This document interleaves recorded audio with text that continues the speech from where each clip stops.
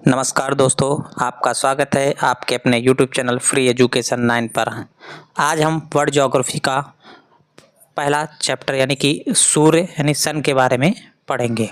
यह topic exam की दृष्टि से बहुत ही इम्पोर्टेंट है। इस वीडियो में आपको बहुत कुछ नया सीखने को मिलेगा, इसलिए वीडियो को एंड तक पूरा ज़रूर देखिएगा। तो चलिए वीडियो को शुरू करते हैं।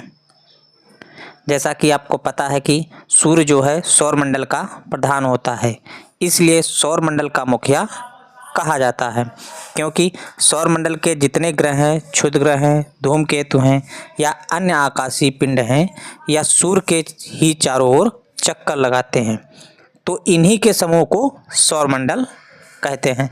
सबसे पहले हम जानेंगे कि सूर्य क्या है। सूर्य एक तारा है और सूर्य सौरमंडल का प्रधान होता है। आगे हम जानेंगे कि जो सूर्य है हमारी आकाशगंगा में कहाँ स्थित है। स्थिति जानने से पहले हम जानेंगे कि जो हमारी आकाशगंगा है उसका क्या नाम है। तो आकाशगंगा को हम दुग्ध मेखला कहते हैं, जिसे इंग्लिश में मिल्की वे कहते हैं। और जो सूर्य है हमारी आकाशगंगा के केंद्र से लगभग 26,000 प्रकाश वर्ष की दूरी पर स्थित है। कितनी दूर स्थित है? 26,000 प्रकाश वर्ष की दूरी पर स्थित है। कई किताबों में 30,000 प्रकाश वर्ष भी लिखा है। दोनों डाटा लगभग में ही होता है और कभी आपसे एग्जैक्ट डाटा नहीं पूछेगा, लगभग में ही ऑप्शन होगा। और जो सूर्य है हमारी आकाशगंगा के केंद्र के चारों ओर 250 किलोमीटर प्रति सेकंड की गति से परिक्रमा कर रहा है। जिस प्रकार हमारी पृथ्वी सूर्य के चारों ओर परिक्रमा करती है, उसी प्रकार सूर्य भी हमारी आकाशगंगा के चारों ओर परिक्रमा करता है। और सूर्य को हमारी आकाशगंगा का एक चक्कर लगाने में लगभग 25 करोड़ वर्ष लगते हैं। कितना? 25 करोड़ वर्ष, जबकि 250 किलोमीटर प्रति सेकंड की गति से चक्कर लगा रहा है।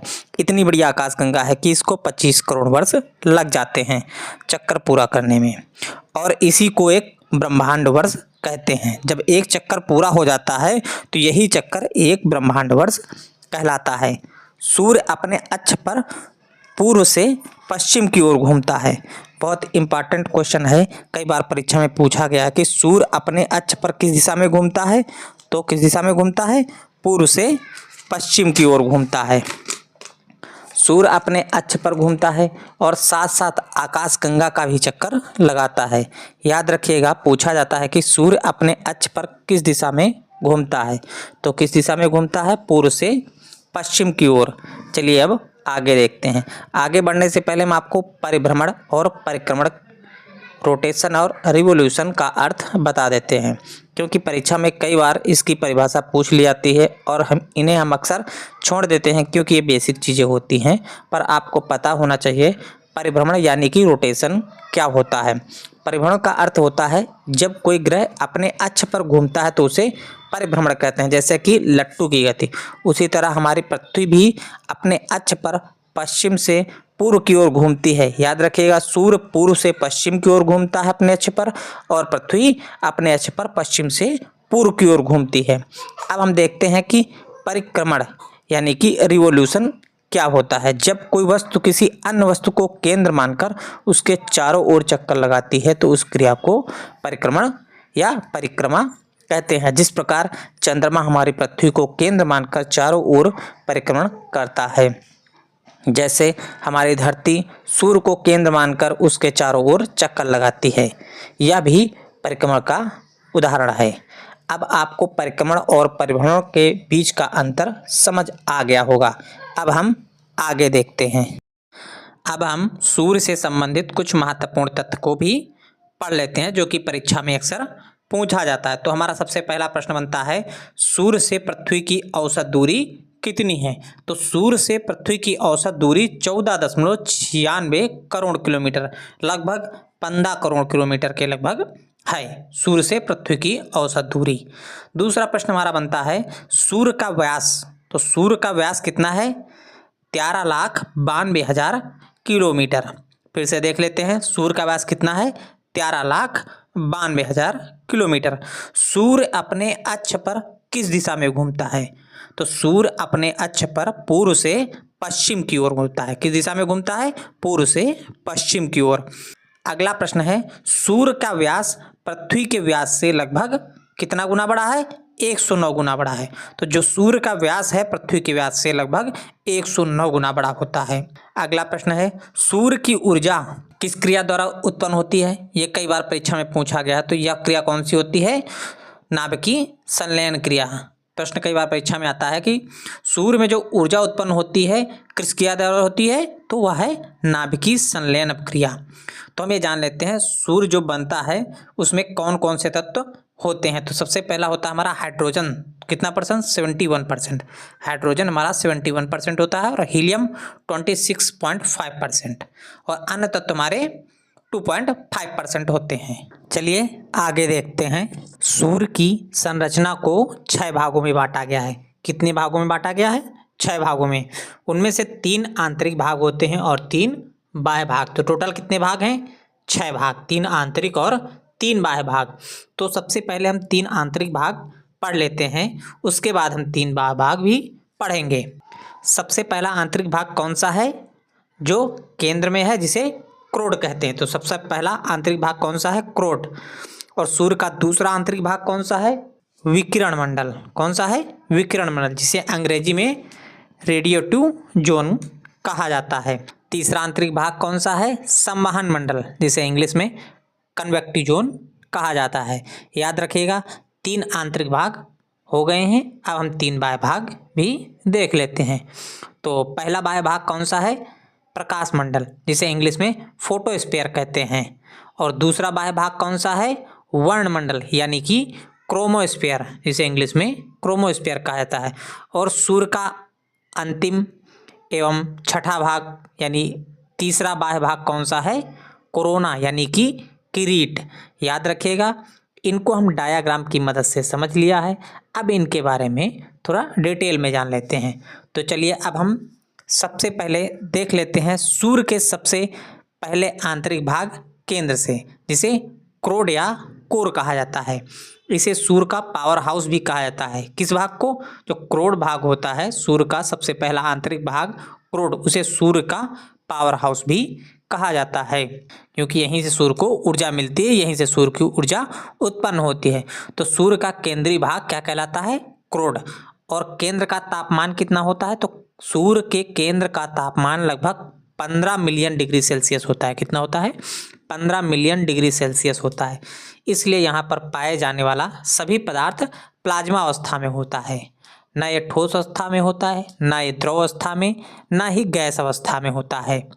क्योंकि सूर्य के केंद्र का तापमान इतना अधिक होता है, इसलिए यहाँ पर जो भी पदार्थ हैं सभी किस अवस्था में पाते हैं? प्लाज्मा अवस्था में। तो पदार्थ की 3 अवस्थाएं, ठोस, द्रव, गैस, और चौथी अवस्था कौन सी होती है? प्लाज्मा। तो उसी अवस्था में ये पाया जाता है और यहीं पर ही नाभिकीय संलयन की अभिक्रिया होती है। क्रोड भाग में ही नाभिकीय संलयन की अभिक्रिया होती है। हमने पीछे पढ़ा था कि जो सूर्य को ऊर्जा मिलती है किस क्रिया से मिलती है? नाभिकीय संलयन अभिक्रिया द्वारा सूर्य के केंद्र भाग में होती है, जिससे सूर्य को ऊर्जा मिलती है। अर्थात जो हाइड्रोजन होते हैं मिलकर हीलियम बनाते हैं, उससे ही सूर्य को ऊर्जा मिलती है। हमने पढ़ ही लिया है कि क्रोड भाग को सूर्य का पावर हाउस कहते हैं। अब क्रोड के बाद हम सूर्य का दूसरा आंतरिक भाग विकिरण मंडल पढ़ लेते हैं, जिसे रेडिएटिव जोन इंग्लिश में कहा जाता है। यह जोन जो होता है सूर्य को चारों ओर से ढके हुए होता है।